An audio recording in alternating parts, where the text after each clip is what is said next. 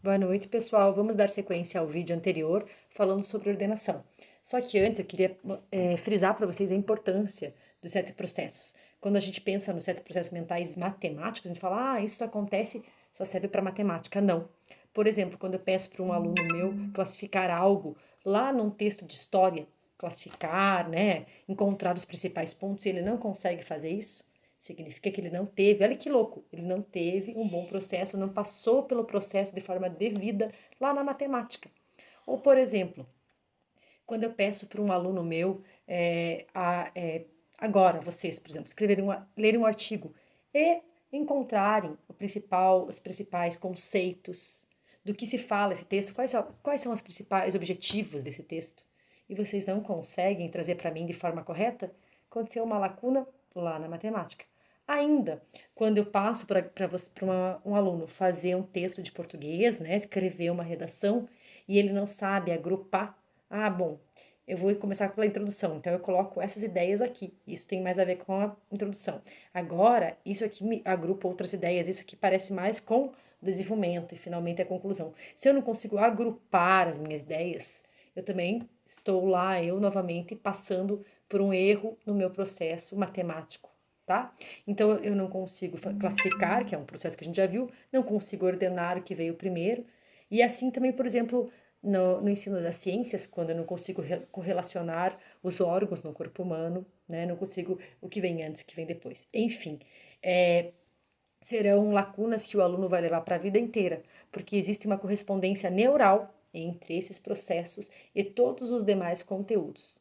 Então, o professor vai sempre se perguntar por que será que esse aluno não interpreta direito, não entende direito isso na disciplina, não consegue classificar isso na história. Pessoal, então agora vamos lembrando, fazer rapidamente a seriação e a sequenciação. Qual a diferença de sequenciação para seriação? Sequenciação forma um padrão com os vizinhos. Sempre tem um padrão. Azul, lembrando nós aqui, ó. Rosa, rosa, azul. Qual é o padrão, gente? O padrão é rosa, rosa, azul. Entenderam? Por exemplo, bandeirinhas. Eu decidi que vai ser as bandeirinhas para festa junina. Quero fazer a decoração preto, branco, amarelo. Preto, branco, amarelo. Novamente, preto, branco, amarelo. Preto, branco, amarelo. Vou ter sempre esse padrão com os meus vizinhos. E a seriação? Quero pegar mais aqui um. Tá bom, esses três. Ele mantém, então, com os vizinhos uma relação de diferença e ordem. Então, quando eu olho para o palito A e para o palito B, eu digo, o palito A é maior que o B. Porém, o B não é maior que o A. Ainda um parâmetro assimétrico. É uma diferença, um parâmetro de ordem, diferença e assimétrico. Este é maior que esse, porém este não é maior que esse. Conseguir entender rapidamente essa diferença entre eles?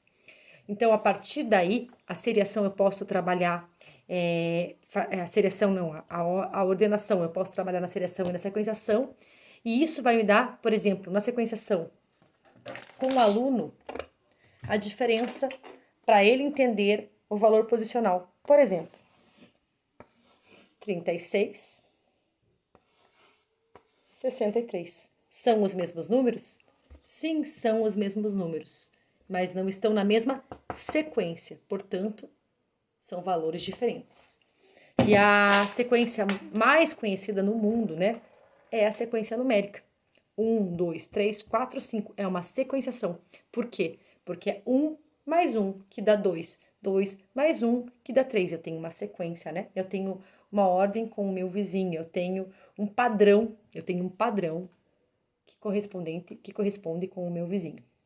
E aí, pessoal, quando eu ainda penso na seriação, lembra que eu falei que tem uma ordem de tamanho, uma ordem de grandeza? Então, quando eu penso numa fila de crianças do maior para o menor, ou do menor para o maior, do crescente para o decrescente, eu uso seriação. Do mais grosso, quando eu classifico, por exemplo, figuras geométricas e peço para ele classificar os triângulos do mais grosso para o mais fino, eu estou usando seriação. Ou ainda, quando eu peço para o meu aluno classificar do mais pesado, pegue os objetos, qual que é mais pesado? Vamos lá. O aluno vai ver e falar, esse é mais pesado, depois esse, depois esse. Seriação.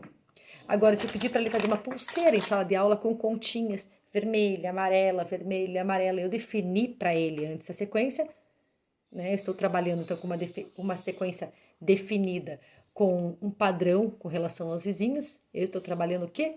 Sequenciação. Sequenciação, então, é nada mais do que sequenciar, é a arte de fazer sequenciar um objeto, né? Pode ser aqui um elemento, um objeto, depois do outro, seguindo um objeto após o outro, linearmente, sem seguir nenhuma grandeza, né? Ele não tem uma grandeza como na seriação. Então, pessoal, espero que vocês tenham entendido.